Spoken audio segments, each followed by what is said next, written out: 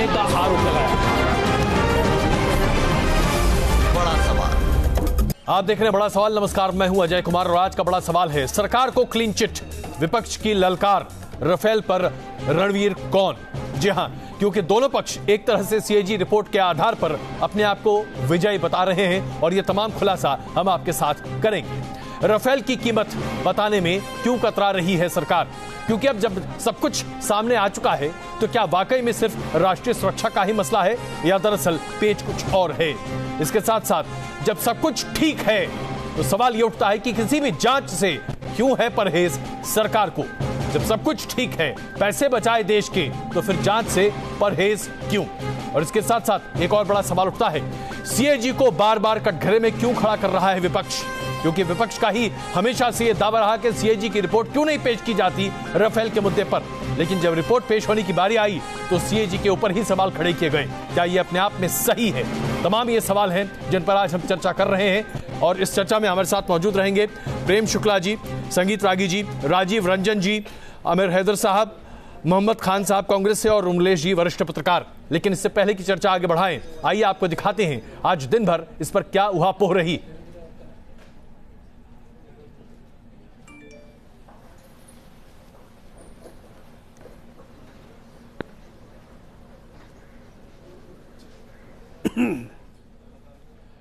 चलिए तो आइए हम आपको दिखाते हैं कि राहुल गांधी ने क्या कहा इस पूरे मामले पर। लेकिन उससे पहले आइए जरा चर्चा शुरू कर ही लेते हैं।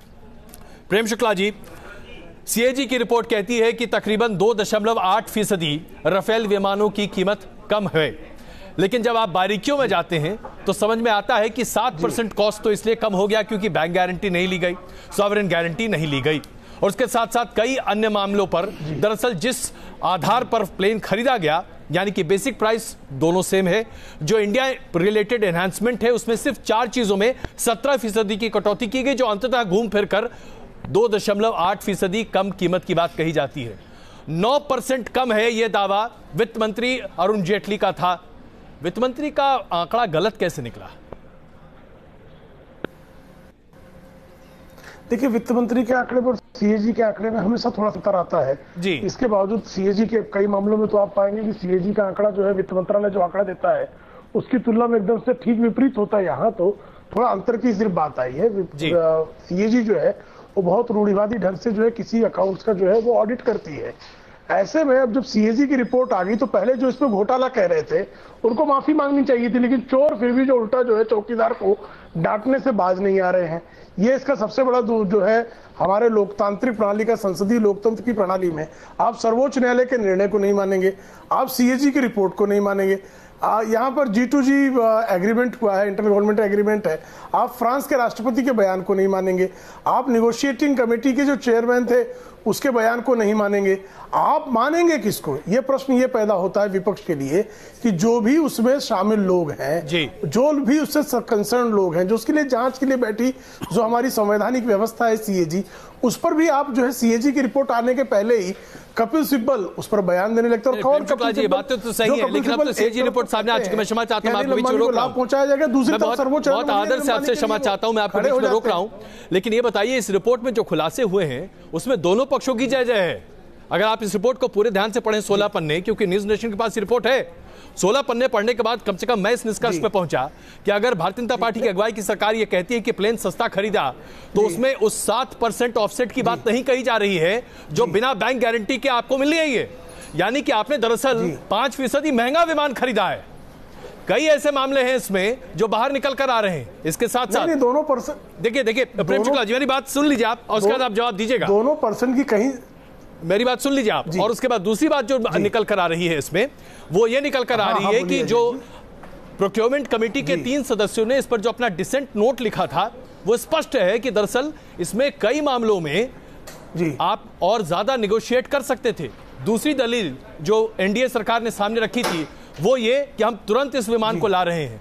जब आप ड्यूरेशन ऑफ विमान की बात करते हैं तो पहले 18 विमान उतने ही समय में आ रहे हैं जितने समय में यूपीए करार कर रही थी, यानी कि समय का कोई फायदा नहीं हुआ। दोनों पक्षों पर सस्ता विमान, जल्दी मिलने वाला विमान। एनडीए सरकार के दावे जरा खोखले पड़ते दिख रहे हैं, सीएजी की रिपोर्ट कहती है। प्रेम शुक्ला जी,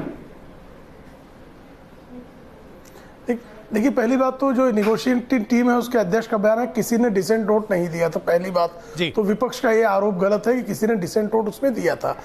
प्रक्रिया में जो है जब किसी तरह निगोशिएशन होता है तो टीम वर्क होता है, एक व्यक्ति कोई सजेशन देता है, दूसरा व्यक्ति कोई सजेशन देता है, अंत में जो आखिरी तय होता है वो उस पर अगर कोई डिसेंट नोट दे तो उसको डिसेंट नोट माना जाता है। तो पहले ये दुष्प्रचार गलत है। दूसरी बात, जब एनडीए यूपीए की सरकार ने 2012 में जब तत्कालीन प्रतिरक्षा मंत्री ए.के. एंटनी ने लिख दिया कि हमारे पास विमान खरीदने के लिए खर्च ही नहीं और उस पर आखिरी सिग्नेचर हो गई तो वो डील तो वहीं क्लोज हो गई।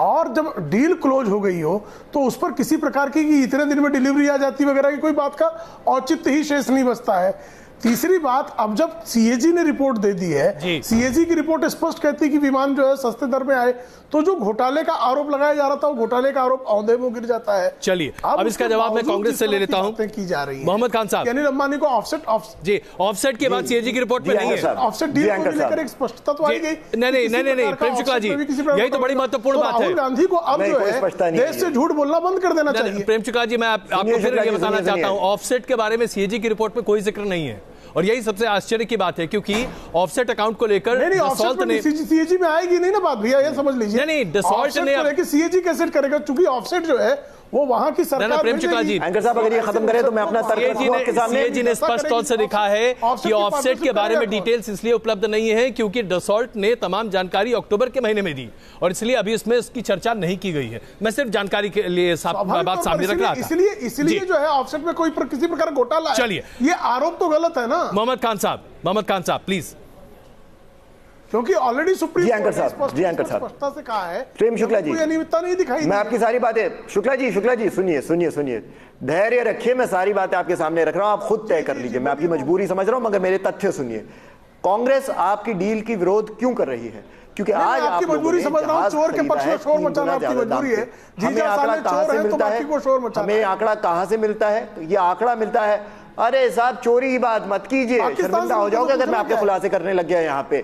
मगर रफाले का डिबेट है तो रफाले पे रहते हैं। शुक्ला जी, आप विचलित क्यों हो जाते हैं? जब आप बोल रहे थे, जब आप घबरा के अपनी सफाइयां दे रहे थे। मैं विनम्र आग्रह कर रहा हूं प्रेम शुक्ला जी, प्लीज जरा मोहम्मद खान साहब की बात सुनिए वरना हम एक दूसरे की बात नहीं सुन पाएंगे। प्लीज, मैं आग्रह कर रहा हूं, प्लीज राजनीति यहाँ क्यों करते हैं? प्लीज अपने आप मोहम्मद खान साहब मुद्दे पे आइए। खान साहब मुद्दे पे प्लीज। हमारे दो आरोप है जी एंकर साहब, हमारे दो मुद्दे हैं बड़े और बड़े गंभीर। पहला मुद्दा है, आपने 3 गुना दाम क्यों लिया? और उस पे बार बार सवाल उठ रहा था कि 5 बिलियन से 7.5 बिलियन से अधिक क्यों गया बेंचमार्क प्राइस? 7.5 बिलियन ये आपका और मेरा पैसा है। तो सुनिए ना, अरे ये क्यों जाहिलों की ये ऐसे नहीं करते डिबेट। शुक्ला जी, आप इतने डिबेट कर चुके हैं, क्यों हस्तक्षेप करें बार बार? 3 गुना दाम कहां से आया? फिगर कहां से डिराइव कर? शुक्ला जी बोलते हैं, झूठ गए बार-बार पड़ता है। तो ये तर्काश पेश कर रहे हैं, कल तक तो पता भी नहीं था। अरे 2 साल से झूठ पे झूठ बोल रहे हो, आरोप पे आरोप लगा रहे हो। हिम्मत है तो जेपीसी करवाओ ना। क्यों यहाँ बैठ के शेयर बनते हो चैनलों पे? चैनलों पे शेयर बनते हो। अगर इतनी हिम्मत है तो पार्लियामेंट में जेपीसी करवा लो। खान साहब की इसी बात को लेकर हम आगे बढ़ते हैं।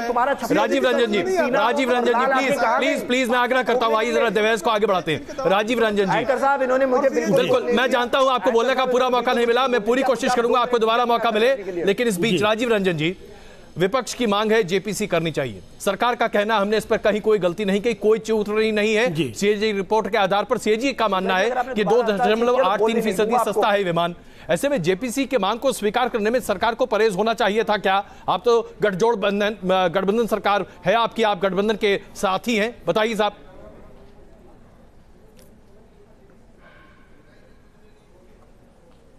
देखिए, सबसे पहली बात तो यह है कि संसद में पर्याप्त बहस हो चुकी है और सरकार की ओर से देश की प्रतिरक्षा मंत्री ने बिंदुवार कांग्रेस और विपक्ष के तमाम शंकाओं का निराकरण कर दिया है। सुप्रीम कोर्ट ने क्लीन चिट दे दी, सीएजी ने अपनी रिपोर्ट जारी कर दी और अब ये सीएजी की रिपोर्ट पीएसी में टेबल होगा। पीएसी के चेयरपर्सन कांग्रेस के नेता हैं मल्लिकार्जुन खड़गे साहब, उनके पास एक अवसर होगा सीएजी की रिपोर्ट को खंगालने का। लेकिन मुझे लगता है ये एक सोची समझी रणनीति है कि जेपीसी के जरिए इस पूरे सौदे को बराबर कहीं ना कहीं विवादित बनाए रखा जाए चुनाव तक, और चुनाव में एक बार बोफोर्स का जो एक आघात इनको लगा है उसकी भरपाई करने की ये कोशिश कर रहे हैं कि इसको किसी तरीके से अफवाहों के जरिए हम इसको जिंदा रख सके। लेकिन सबसे बड़ी बात है कि देश की सुरक्षा के साथ कांग्रेस ने जितनी बड़ी लापरवाही बरती, आज जिस सौदे का बार बार ये हवाला देते हैं कि हमारे समय में इसकी प्राइसिंग ये थी, प्रोक्योरमेंट पॉलिसी ये था, हमारे ऑफसेट पार्टनर को लेकर के ये सवाल खड़े कर रहे हैं, तो हमारा ये मानना है कि आप उसको एक लॉजिकल कंक्लूजन पर क्यों नहीं पहुंचा पाए, उसकी वजह तो देश को बताइए। बार बार उस सौदे, जो सौदा हुआ ही नहीं, उस सौदे से आप इसकी तुलना कर रहे हैं। और अब जब सीएजी ने कहा कि आपने जो मुद्दा कहा जेपीसी को सामने रखकर इसे चुनावी मुद्दा बनाए रखना, इसे गर्म रखना, यही विपक्ष की एक रणनीति है, क्या कहेंगे हैदर साहब, क्या यही रणनीति है? रणनीति नहीं, एक तो ये झूठ बोला जा रहा है कि सुप्रीम कोर्ट ने इन्हें क्लीन चिट दे दी। सुप्रीम कोर्ट को इन्वेस्टिगेशन का अधिकार नहीं है, और सुप्रीम कोर्ट में जो छिपा के इन्होंने तथ्य वहां रखे थे उस पर भी इन्हें दोबारा से अभी तो उस पर माफी मांगनी पड़ेगी, वो भी अभी सामने नहीं आया है। बीजेपी के लिए कहना हमारा ये है कि बीजेपी के लिए कभी हिंदू अखबार गीता का श्लोक और कुरान की आयत हुआ करता था कि हिंदू अखबार जो कहता है वो सत्य कहता है। तो क्यों नहीं रिव्यू आपके लोगों की एक प्रॉब्लम ये है कि जितने भी ये भगवा धारक हैं, इन्हें बोलने की आदत है, इनके मुंह में कुछ बीमारी होती है। जब कोई दूसरा बोलेगा तो तुम दूसरे बोलोगे, कभी शराफत के दायरे में रहोगे नहीं रहोगे, क्यों नहीं फाइल करते? तथ्यों पे नहीं। कभी हिंदू अखबार आपके लिए कुरान की आयत और गीता का श्लोक होता है। अगर उसको हिंदू अखबार की पूरी रिपोर्ट का अध्ययन जो हमने किया अभी, उसका अध्ययन नहीं किया हमने, जो आपकी रिपोर्ट आई है पूरा, लेकिन उसके अध्ययन पे ये जरूर नजर आता है जो देशवासियों ने जिसने पढ़ी होगी कि उसके अंदर दलाली करने वाला चौकीदार था और चौकीदार ने दलाली की है। ये साबित होता है हिंदू अखबार की रिपोर्ट के अंदर। अगर आपने हिंदू अखबार पढ़ा हो तो, मैंने पूरी रिपोर्ट पढ़ी है, और तथ्य और गिराफ और ये आंकड़े देने के बाद देश को गुमराह मत कीजिए। हिंदू अखबार की रिपोर्ट के आधार पर कहा जा सकता है कि चौकीदार ने दलाली की है और चौकीदार चोर है। जो चीज हमें सस्ते में मिल सकती थी वो आपने महंगे में ली। मसला ये यहाँ ये नहीं बनता। प्रधानमंत्री जी के ऊपर सीधा आरोप हिंदू अखबार के बाद, हिंदु अखबार में छपे समाचार के बाद नेगोशिएटिंग टीम के जो लीडर हैं एसबीपी सिन्हा, उन्होंने तमाम जो वस्तु स्थिति है उस पर अपना स्टैंड सामने रख दिया है।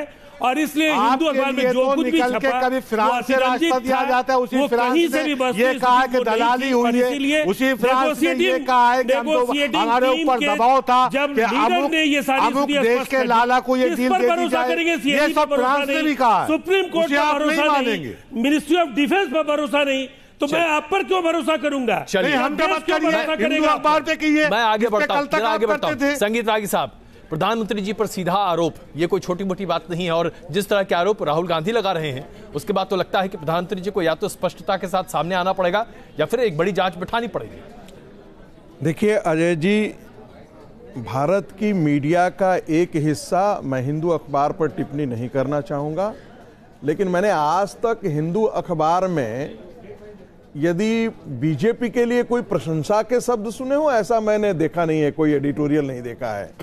और एन राम जी की व्यक्तिगत वैचारिक प्रतिबद्धता कहां है ये पूरा देश जानता है, इसलिए वो मोटिवेटेड आर्टिकल नहीं है। मुझे लगता है ये पूरी तरह देश भी बहुत अच्छी तरह जानता है। संगीत रागी साहब, एक बात बताइए, आप एक इस तरह से पत्रकारों के ऊपर आप सवाल खड़े करेंगे, ये जरा एक्सेप्टेबल बात नहीं है। और मैं इसलिए कहूंगा कि 8 पेज के डिसेंट नोट को हिंदू अखबार ने छापा है। जो हिंदू अखबार ने चीजें छापी हैं वो सरकारी दस्तावेज है, उसके बाद तो कोई गुंजाइश नहीं बचती है। रागी साहब प्लीज सुन लीजिए जी।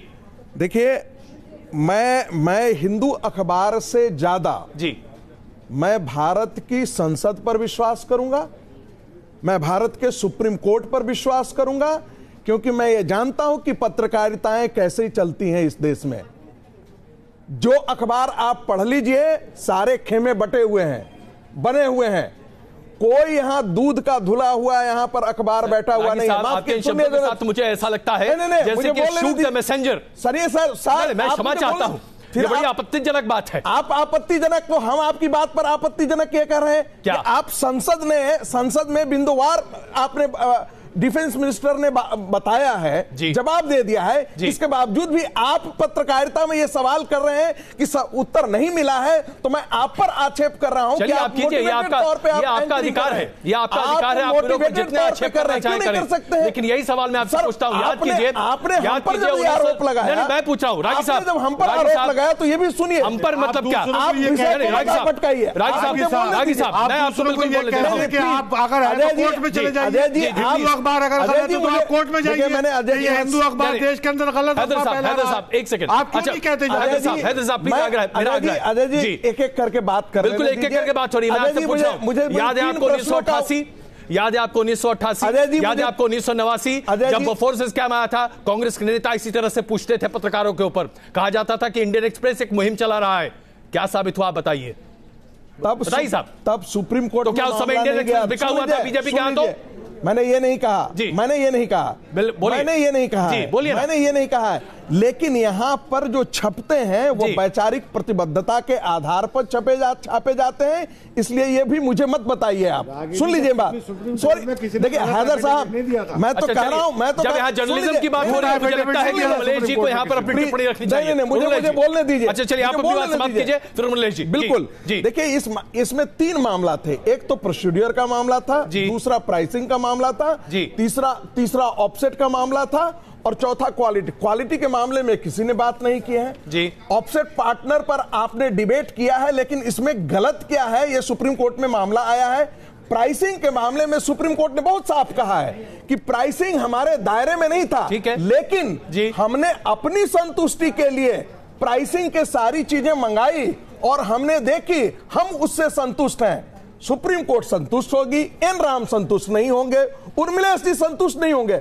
अब आप उर्मिलेश जी से हम ये उम्मीद करें कि वो भारतीय जनता पार्टी के पक्ष में कोई बात करें, ऐसा नहीं है। बट आप क्यों चाहते हैं कि कोई किसी के पक्ष में बात करे? मैं नहीं कह रहा हूं, यही तो आपसे सवाल पूछा हूं। मैंने कहा कि यहाँ पत्रकारों के खेमे बटे हुए हैं।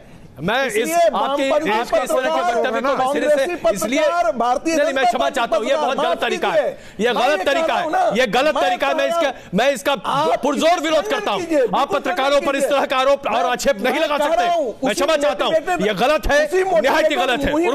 उर्मिलेश जी प्लीज प्लीज, ये मेरी बहस का मुद्दा नहीं है, लेकिन उर्मिलेश जी मैं आपको एक टिप्पणी का मौका दे रहा हूं, प्लीज। मैं सभी मित्रों से चाहूंगा कि चूंकि उनकी आवाज सुन ली है देश ने, तो मैं संक्षेप में कम धीरे से अपनी आवाज रखना चाहता हूं। लेकिन अजय जी हमारी एक शिकायत है, आपने मुझे बीच में टोक करके आपने डिरेल किया, मुझे उत्तर नहीं देने दिया। सर इससे ज्यादा टाइम आपको नहीं दे सकता था रागी जी, क्षमा चाहता हूं। आपने जितना बोला है अभी तक किसी ने नहीं, प्लीज बीच में मत बोलिएगा। देखिए मेरा बस ये कहना है कि ये जो सत्ता संरचना इस वक्त देश संभाले हुए है, इसके पहले न जाने कितनी सरकारें आई गई सन 47 से। बीच में बीजेपी की और सरकार आई वाजपेयी जी के नेतृत्व में, उस वक्त भी हम लोग पार्लियामेंट भी कवर करते थे, बल्कि उस वक्त तो हम सर्विस में थे, जो नियमित नौकरी में, लेकिन हम लोग उस सरकार पर भी सवाल उठाते थे, कांग्रेस पर भी उठाते थे। कभी ये नहीं कहा गया कि ये भाजपा विरोधी पत्रकार, ये वामपंथ समर्थक पत्रकार, ये कांग्रेस समर्थक पत्रकार, पत्रकारिता में जिस तरह का विभाजन पैदा किया है इस सरकार ने, इसके बावजूद कि देश का बड़ा हिस्सा जो मीडिया का है, जिसको आजकल गोदी मीडिया कहा जाता है, जिसको भक्त मीडिया कहा जाता है, इसके बावजूद इनका पेट नहीं भरता और ये चाहते हैं कि तनिक भी असहमति की कोई आवाज मीडिया में नहीं उठनी चाहिए। मेरा कहना है कि जनता में अगर ये आवाजें हैं तो पत्रकारिता में भी होनी चाहिए, नंबर 1। नंबर 2, जो ये कहते हैं कि उनकी वैचारिकी एन राम द हिंदू अखबार के एडिटर इन चीफ हुआ करते थे। एन राम आज की तारीख में उसी ग्रुप से जुड़े हैं, भले ही वो एडिटर इन चीफ नहीं है। उनकी विश्वसनीयता पर किसी को सर्टिफिकेट नहीं चाहिए। देखिए बोफर्स के जमाने में वाजपेयी जी, आडवाणी जी, जेटली जी, ये ही इनके श्रद्धेय लोग हैं। ये सब एन राम की तस्वीरों के साथ वो उनकी बोफर्स पर छपी खबरों को लहराते थे, ये भूल रहे हैं। तो एन राम उस समय महान थे जब वो कांग्रेस को एक्सपोज कर रहे थे, आज आपको एक्सपोज कर रहे हैं एन राम। तो सुप्रीम कोर्ट में पूरे मामले को लेकर जो बातें सामने रखी गईं, उस पर राहुल गांधी जी की प्रतिक्रिया स्पष्ट थी, सीएजी की रिपोर्ट पर भी उनकी प्रतिक्रिया स्पष्ट है। आप अभी भी मानते हैं कि चाहे कुछ भी कहिए, लेकिन आपकी सरकार का दामन पाक साफ है, आप बिल्कुल सच्चे हैं, आपने देशहित में काम किया है। निश्चित तौर पर दामन पाक साफ है, और चूंकि जीजा जी को दलाली नहीं मिली है, संजय भंडारी के माध्यम से ऑफसेट डील्स कॉन्ट्रैक्ट साइन नहीं हुए हैं, किसी तरह से जीजा जी का लंदन के बंगले जो है उसूला नहीं हो पाए हैं, इस कारण स्वाभाविक तौर पर चोर शोर मचा रहे हैं, और चोर कितना भी शोर मचाएंगे हमारा दामन पाक साफ है। ये वो तो जनता देख रही है कि किसकी हालत विचलित है। सुप्रीम कोर्ट दामन पाक साफ है तो क्यों भाग रहे हो? इंडियन नेगोशिएटिंग पहले हर सरकार ने जेपीसी की मांग पूरी की है। हमारा दामन साफ है। तुम लोग पहली सरकार हो इतिहास में जो जवाबदेही से घबराते हो। जो 5,000 करोड़ रुपए देश की बातें करते हो, रफाले का डिबेट है, वो जमानत पर रहने वाला चोर शोर मचा रहा है। अरे जमानत पे तो तुम्हारे सर्वश्रेष्ठ पदाधिकारी भी थे कुछ साल पहले तक। कौन मचा रहा है? ये भी तो बताओ कि कितने सबूत मिले तुम्हें रॉबर्ट वाड्रा जी के खिलाफ। ये तो बताओ 2G में कितने कामयाब हुए। झूठ के पैर नहीं होते प्रेम शुक्ला। 2G में तुम्हारी हार हुई, 4.5 साल में कुछ नहीं साबित कर पाए रॉबर्ट वाड्रा जी के खिलाफ। आज बैठ के चैनलों पे शेर बनते हुए यार छोड़ो। अरे चुनौती देते तुम्हें, साबित कर दो। अरे अगर जानना है चोर कौन है तो जनता से जाके पूछ लो प्रेम शुक्ला। टीवी स्टूडियो में बैठ के जवाब नहीं मिलेगा, जनता से जाके पूछो। मध्य प्रदेश में, राजस्थान में, छत्तीसगढ़ में और तेलंगाना में जहां 5 से 1 हो गए थे, जनता से पूछो चोर है क्या चोर है, जवाब रियाज चोर है। उसकी आप दोनों से आग्रह करता हूं, आइए हम जरा सार्थक बहस पर वापस लौटे प्लीज आइए हम जरा सार्थक बहस पर वापस लौटे। खान साहब आग्रह है आपसे प्लीज 1 मिनट। प्रेम शुक्ला जी कितना भी शोर मचाए। Prem Shukla ji please 1 minute. मैं एक बहुत सीधा सवाल आपसे पूछना चाहता हूं। सीएजी की रिपोर्ट में जो तमाम बातें लिखी गई हैं वो दोधारी तलवार की तरह पूछे, लेकिन जवाब भी देने दें। आप एक बार भी मोहम्मद को मना नहीं करते। मैं मना कर रहा हूं सबको। आप निष्पक्ष पत्रकारिता की बात कर रहे हैं जी, लेकिन कृपा करके मैं जरा सा बीच में बोल देता हूं। आप मुझे रोकते हैं, अच्छा आपका अधिकार है एंकर का, लेकिन जब मोहम्मद बोलते हैं आप बिल्कुल ऐसा नहीं है। प्रेम शुक्ला जी जब अभी मोहम्मद खान साहब बोल रहे थे तो आप लगातार बोल रहे थे तो आपको रोकने की मैंने कोशिश की।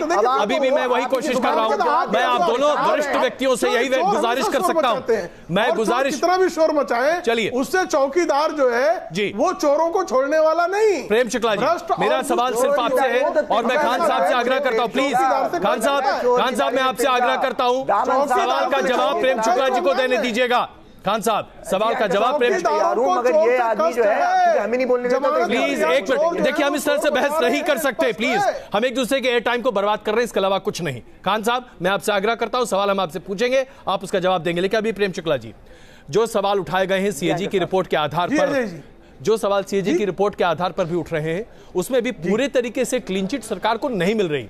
मैंने आपके सामने कई मसले सामने रखे हैं, जैसे कि प्राइसिंग को लेकर, बैंक गारंटी को लेकर। मोहम्मद खान साहब प्लीज मेरा आग्रह आपसे प्लीज सवाल का जवाब पूछ लीजिए। तौर पर कह रही है देखिए जिन इन्होंने आज अभी उर्मिलेश जी ने हिंदू अखबार का जिक्र किया। हिंदू अखबार में किस तरह से गलत खबर छपी है, ये निगोशिएटिंग टीम के आदरणीय भदौरिया जी जो हेड थे उन्होंने स्पष्टीकरण कर दिया।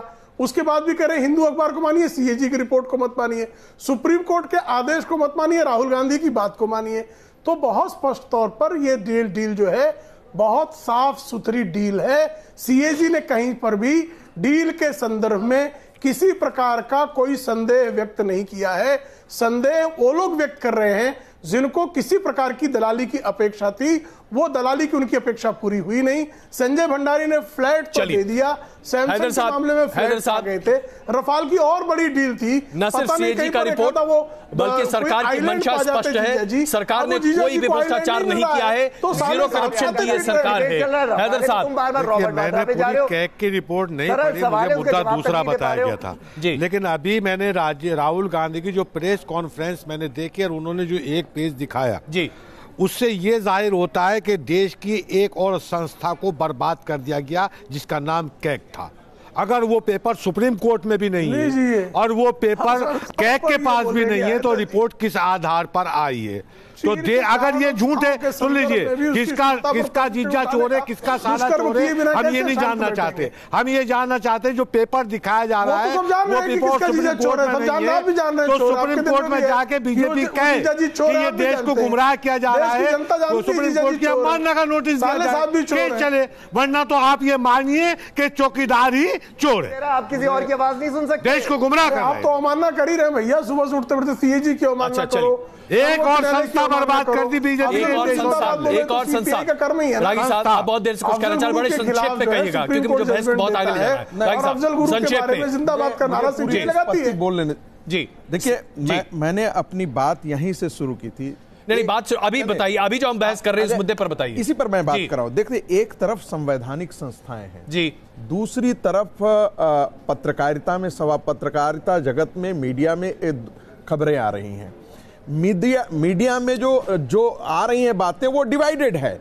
तो मैं मीडिया के पीछे क्यों पड़े हैं? अभी राहुल गांधी का बयान आपने स्पष्ट देखा, उसके बाद भी आप मीडिया के पीछे पड़े हैं। रागी साहब, मेरी बात तो सुन लीजिए सर। जो है मीडिया के दो डिवीजन है। एक जो है मैं क्षमा चाहता हूं, एक कहता है, मैं क्षमा चाहता हूं, मैं आप मीडिया पर आपने मीडिया का आकलन नहीं है। एक वर्ग है जिसमें मैं क्षमा चाहता हूं रागी साहब, मुझे आपको बीच में रोकना पड़ेगा। ये बिल्कुल बहस का मुद्दा नहीं है, आगे बढ़ा रहा है, बहस का मुद्दा नहीं है। मैं क्षमा चाहता हूं राजीव रंजन जी, करना है कि सवाल ये है, मैं क्षमा चाहता हूं, मीडिया का विश्लेषण मैं आपको नहीं करने दूंगा। मैं क्षमा चाहता हूं, आप पहले भी मेरा काफी वक्त बर्बाद कर चुके हैं, मैं इसको नहीं मानूंगा, मैं गलत बात है।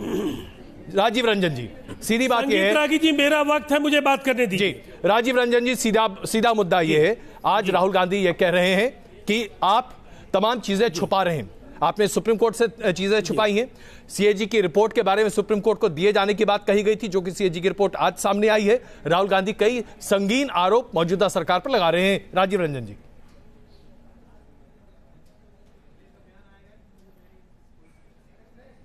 देखिए, सबसे पहले अगर इंस्टीट्यूशंस पर कांग्रेस को भरोसा नहीं है तो ये भरोसा पैदा करने का काम आने वाले चुनाव में जनता कर देगी।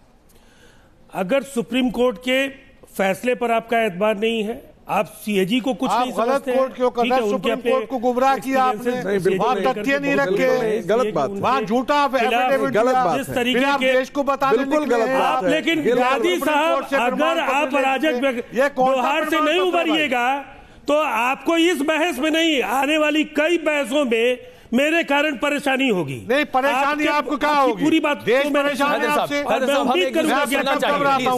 प्लीज मैं आग्रह कर रहा हूं। नहीं, गलत बात है, बिल्कुल गलत बात है। आप सुप्रीम कोर्ट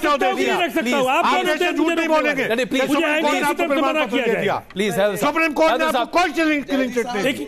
आपने सुप्रीम कोर्ट को झूठ बोला, झूठा एफिडेविट दिया, फिर आप माफी मांगने गए सुप्रीम कोर्ट। मैं आपकी इज्जत कर रहा हूं, आप चुप रहिए, आप अनावश्यक आप इंटरप्ट नहीं कीजिए जी। राजीव रंजन, मैं आप कह रहा हूं, आप चुप हो जाइए।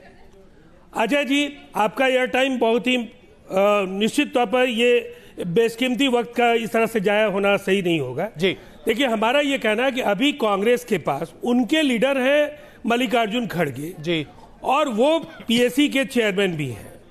पीएससी में सीएजी की रिपोर्ट जा रही है, क्या वो बेहतर फोरम नहीं होगा इस पर बात करने के लिए?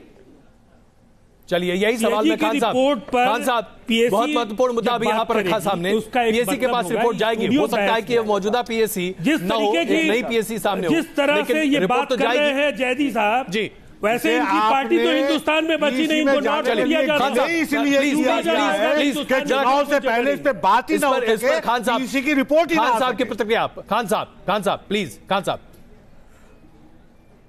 एंकर साहब, हमारे 3 बड़े सरल सिद्धांत हैं और हम वो बार बार जनता के सामने पेश कर रहे हैं और दस्तावेजों के आधार पे पेश कर रहे हैं। हमने 30 से अधिक दस्तावेज पेश किए हैं।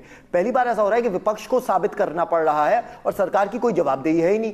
सीएजी कांग्रेस के राहुल गांधी को मल्लिकार्जुन खड़गे पर भरोसा है कि 3 गुना चला गया, और 3 गुना इसलिए चला गया क्योंकि अरुण जेटली जी ने खुद स्वीकारा है पार्लियामेंट में। उसके अलावा अनिल अंबानी का कोई जिक्र ही नहीं है सीएजी रिपोर्ट में। दलाली की बात करते हैं और 30,000 करोड़ की बात करते ही नहीं है ये। उसके अलावा बड़े बड़े अफसर बार बार बोल रहे हैं कि ये सही नहीं है। बार बार बड़े बड़े अफसर आते हैं। जरा खान साहब की बात सुनिए प्लीज। प्रेम शुक्ला जी बैठे हुए यहाँ पे शेर बन रहे हैं। अरे कितना डरते हो प्रियंका जी से? प्रेम शुक्ला, ये प्रियंका जी का डिबेट नहीं है। लोगों को गुमराह कर रहे हैं। अगर आपके पास तथ्य और सबूत है, इंसाफ होगा, सही फोरम पर क्यों नहीं अपनी बात रखते? हम कार्रवाई कराएंगे। मगर मैं बात दलाल आपकी संस्कृति, मैं आपको यहीं पे भी बता देता हूँ, मैं आपको यहाँ पे भी बता देता हूँ मोहम्मद जी, दलाली आपकी संस्कृति, मैं आपको यहाँ पे भी बता देता हूँ। राजीव गांधी जी के जमाने में धन खाया गया, जाके वो 30 का धन खा रहे थे। अरे अंतर आप और हमने इतना ही है कि हमने वो सारे दस्तावेज जनता के सामने पेश कर दिए। प्रेम शुक्ला जी प्लीज सुनिए तो सही, खान साहब को बोलने का मौका तो दीजिए। देखिए विपक्ष को अपनी बात रखने का मौका तो दीजिए प्रेम शुक्ला जी। मैं जानता हूँ संधियों के इतिहास की जानकारी कम होती है प्रेम शुक्ला, मगर 2004 में तुम्हारी ही सरकार थी जब दिल्ली हाईकोर्ट ने बाइज्जत बरी किया था बोफोर्स में राजीव गांधी को। मैं जानता हूँ तुम्हें इतिहास की जानकारी नहीं होगी, मगर कोर्ट ने बाइज्जत खत्म बरी कर दिया और खत्म कर दिया बोफोर्स वाला मुद्दा। तुम लोगों ने पिछले साल सुप्रीम कोर्ट में अपील उर्मिलेश जी, मुझे लगता है कि आज बहस वाकई में काफी गर्म है, लेकिन उर्मिलेश जी जिस तरीके से सीएजी की रिपोर्ट अब सामने है, इसे लेकर राहुल गांधी भी तमाम पत्रकारों के सामने अपनी बातों को रख रहे हैं, देश के सामने बातों को रखा जा रहा है। सीएजी की रिपोर्ट में दोनों पक्षों के बारे में है, दोनों पक्ष इसको लेकर जय जय कर सकते हैं। अब क्या होने जा रहा है, आगे का रास्ता क्या है? देखिए एक बात तो है कि अगर ये रिपोर्ट जितनी ये डील को लेकर पेचीदगियां थी जी, सबसे बेहतर तरीका होता, मैं इसलिए नहीं कह रहा हूं कि अपोजिशन की कोई पार्टी ये सवाल उठा रही थी, पार्लियामेंट्री प्रैक्टिस में हमेशा ये होता रहा है कि अगर ये मसला इस तरह का जटिल होता जा रहा था, सरकार को अगर लगता है कि वो बिल्कुल बेदाग है, ये सबसे सर्वोत्तम डील है, उसको जेपीसी में जाना चाहिए था। और ज्वाइंट पार्लियामेंट्री कमेटी एक ऐसा फोरम है, कांग्रेस के इकोसिस्टम के पत्रकारों में है। अरे भाई एक सेकंड तो सुन लीजिए, कांग्रेस के इकोसिस्टम के पत्रकारों को आजकल कुछ लाभ मिल नहीं पा रहा, तो वो बहुत बेचारे जटिलता से परेशान है। स्वीकार रहे तुम्हारे नेता। तो जेपीसी में अगर जाती, इस सरकार को अपने बेदाग होने का सबसे बेहतर वो फोरम था। देखिए पार्लियामेंट, देखिए वो पार्लियामेंट में जाने के बजाय कोर्ट में जो मसला गया, कोर्ट में भी भद्दगी हो गई। कोर्ट को आपने, सुप्रीम कोर्ट को आपने, उनको बोलिए कि जरा हमारी आदत नहीं है, मैं पॉलिटिकल पार्टी का नहीं हूं, मैं एक जर्नलिस्ट हूं, तो अगर वो सुप्रीम कोर्ट में भी गए, हमारी आदत है कि हम कांग्रेस के इकोसिस्टम के दलाल पत्रकारों के संदर्भ में सुप्रीम कोर्ट को सरकार ने क्यों गलत बयानी की, सुप्रीम कोर्ट को उन्होंने जानकारी, सुप्रीम कोर्ट को उन्होंने जानकारी गलत दी। सुप्रीम कोर्ट में कैग रिपोर्ट के बारे में जो कहा गया कि पीएससी को पहुंच चुकी है, ये डिस्कस किया जा चुका है। इसके लिए जो बार बार वो कहते हैं कि सुप्रीम कोर्ट से उनको क्लीन चिट मिल गई है, मुझे लगता है राहुल गांधी का आज ये कहना सही है कि सुप्रीम कोर्ट ने इनको इस मामले में मुकम्मल क्लीन चिट नहीं दिया है, अभी मामला बाकी है। तीसरी बात कि इसमें ट्रांसफर ऑफ टेक्नोलॉजी का एलिमेंट जो है इस पूरी डील में, वो कैग के सामने नहीं है। कैग की रिपोर्ट आप देख लीजिए, उसमें इसको डील नहीं किया गया है। Sovereign guarantee, bank guarantee, anti corruption class, ये जो मसले हैं जिसकी वजह से माना यह जा रहा है कि इस डील में खासकर एक एक विमान की जो मूल्य है, जो कैग को पता नहीं या कैग बताना नहीं चाहता, कैग किसी को नहीं बताना चाहता प्राइसिंग के बारे में, तो ये जो तीन पहलू हैं, सॉवरेन गारंटी, बैंक गारंटी और करप्शन क्लास, इसके न होने का जो पहलू है, उससे कितनी इफेक्ट हुई है डील, ये भी नहीं मालूम। एक और बात नहीं है, कांग्रेस के इकोसिस्टम पे जो पत्रकार पलते हैं, उन पत्रकारों को विशिष्ट ज्ञान हो गया है। पहले ये कहा गया था कि 9% की बचत हमने की है, आज कैग ने स्वयं कहा 2.86%। तो ये जो मसला है, मुझे लगता है कि सरकार कैग दोनों के कन्फ्लिक्टिंग ओपिनियन बिल्कुल साफ साफ है। और कैग पर एक बड़ा सवाल कांग्रेस ने उठाया था या अपोजिशन ने उठाया था कि जो इस समय कैग हैं, मुख्य जो उसके कर्ता धर्ता हैं, वो स्वयं निगोशिएटिंग टीम के एक बार पार्ट थे जब ये मसला आ रहा था। कॉन्फ्लिक्ट का ये मसला है, इंटरेस्ट का, यह भी एक डिबेटेबल पॉइंट बनेगा मुझे लगता है। रागी साहब, मेरे पास आखिरी सवाल के लिए इस वक्त है, 1 मिनट से ज्यादा नहीं होगा। बिल्कुल 1 ही मिनट में। देखिए, राफेल पे जो भी डिस्कशन किया जा रहा है जी, वो पूरी तरह से राजनीति से प्रेरित है, राजनीति के अतिरिक्त इसमें कुछ भी नहीं है।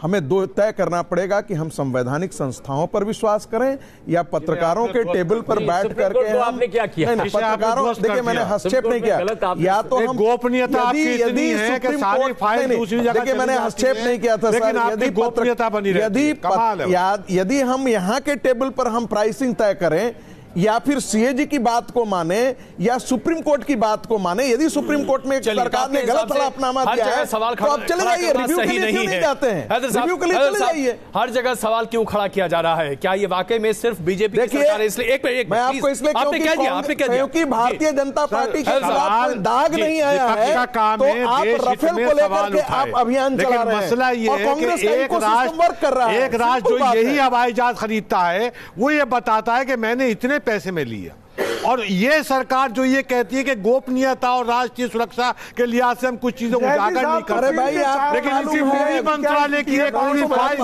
या पूरे के पूरे कागज की बात नहीं है। ये सवाल ये बन जाता है चीन इनको चंदा देना बंद कर दे। आखिरी स्वाभाविक है, ये बेचारे पाले भारत की वायुसेना को, आखिरी टिप्पणी आपकी, आखिरी टिप्पणी आपकी खान साहब, आखिरी टिप्पणी आपकी प्लीज। झूठ के पैर नहीं होते। प्रेम शुक्ला जी 40 मिनट बैठ के सिर्फ जीजा जी और इधर उधर की बातें करते हैं। निश्चित तौर पर राहुल गांधी की झूठ के तो बिल्कुल पैर नहीं है, वो पंख लगा के उड़ जा रहे हैं। हम जवाब राहुल गांधी इतने बड़े झूठे हैं, पार्लियामेंट में जवाब लेके रहेंगे, कार्रवाई तुम पे कराएंगे, जितना भाग सकते हो भाग लो, मगर जो ये ऐतिहासिक चोरी की है तुमने इससे नहीं बच पाओगे। इंसाफ होने वाला है। जनता ने तो तुम्हें चोर का करार दे दिया प्रेम शुक्ला, जनता तो तुम्हें मुंह पे चोर बुला रही है। अब देखो आने वाले दिनों में कैसे तुम्हारा सफाया होता है। एक बार तुम पे कार्रवाई शुरू हो गई, वायुसेना पे भरोसा नहीं करेंगे और चोर देश को जवाब नहीं दे पाओगे। मैं क्षमा चाहता हूं, मुझे आप दोनों को रोकना पड़ रहा है, वक्त नहीं है मेरे पास, लेकिन हाँ इतना तय है कि राफेल के मुद्दे पर यह आखिरी चर्चा नहीं है, क्योंकि पूरे लोकसभा चुनाव प्रचार के दौरान राफेल लगभग सबसे बड़ा मुद्दा होगा, क्योंकि ये मोदी सरकार पर भ्रष्टाचार का एक ऐसा बड़ा तमगा लगाने की कोशिश की जा रही है जिसके अभी तक पूरे तरीके से सबूत सामने नहीं है। बड़ा सवाल में आज के लिए बस इतना ही। लगातार देखते रहिए न्यूज़ नेशन। यही लाइन पुणे का आरोप लगाया। बड़ा